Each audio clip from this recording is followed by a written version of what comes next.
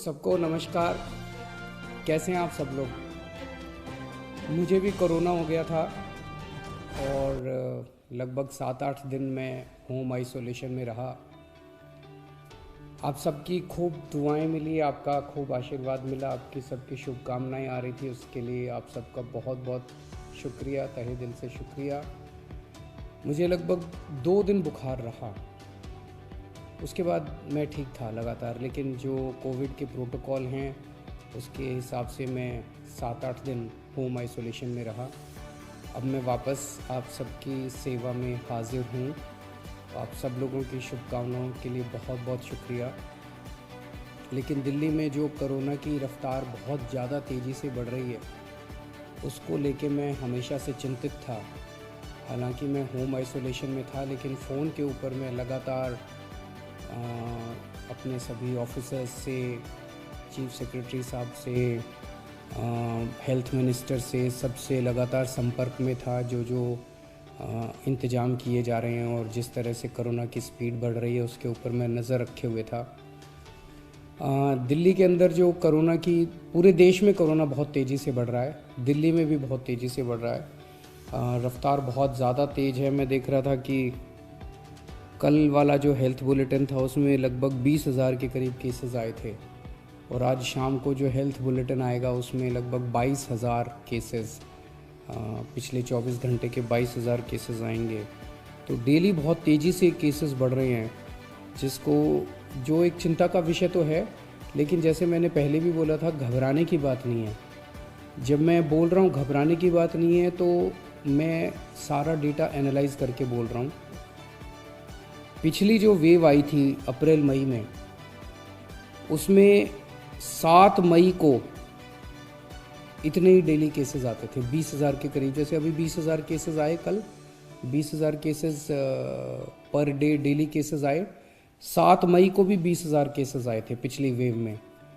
लेकिन 7 मई को 341 मौतें हुई थी,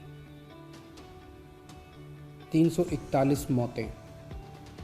लेकिन कल जब 20,000 केसेस आए हैं तो 7 मौत हुई हैं।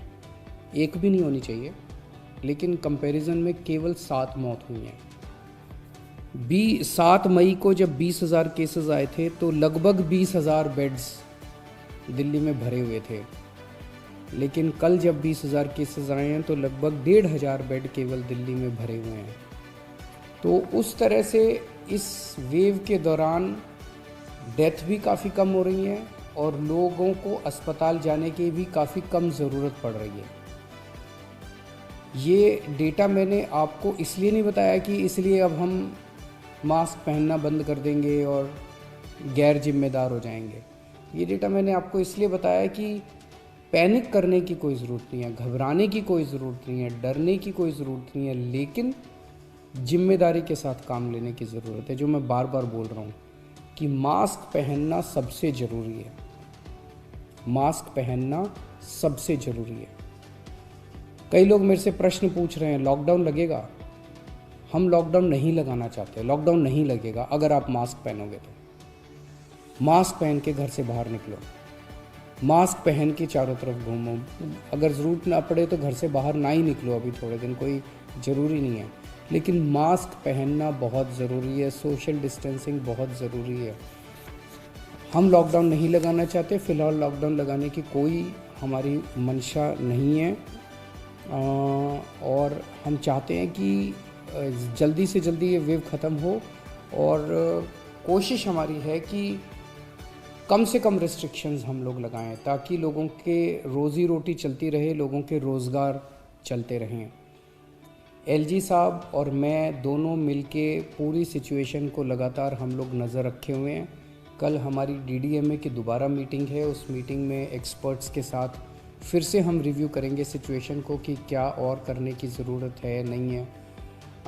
केंद्र सरकार से लगातार हम लोग संपर्क में हैं, केंद्र सरकार से भी हमें पूरा सहयोग मिल रहा है। तो सब लोग मिलके, मैं, एलजी साहब, हमारे सारे ऑफिसर्स, केंद्र सरकार, सब लोग मिलके सिचुएशन के ऊपर नज़र रखे हुए हैं और सिचुएशन को कंट्रोल किए हुए हैं।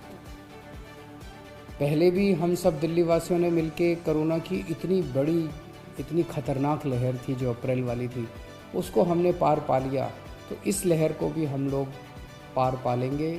चिंता करने की ज़रूरत नहीं है, लेकिन जिम्मेदारी के साथ काम करने की ज़रूरत है। और जिन जिन लोगों ने वैक्सीन नहीं लगवाया, प्लीज़ जाके वैक्सीन ज़रूर लगवा लीजिए। वैक्सीन लगाने से मतलब ये नहीं है कि कोरोना नहीं होगा, लेकिन कोरोना अगर हुआ तो आपको कम माइल्ड कोरोना होगा, आपकी जान को खतरा नहीं होगा, आपको अस्पताल हो सकता है जाने की ज़रूरत ना पड़े। नमस्कार।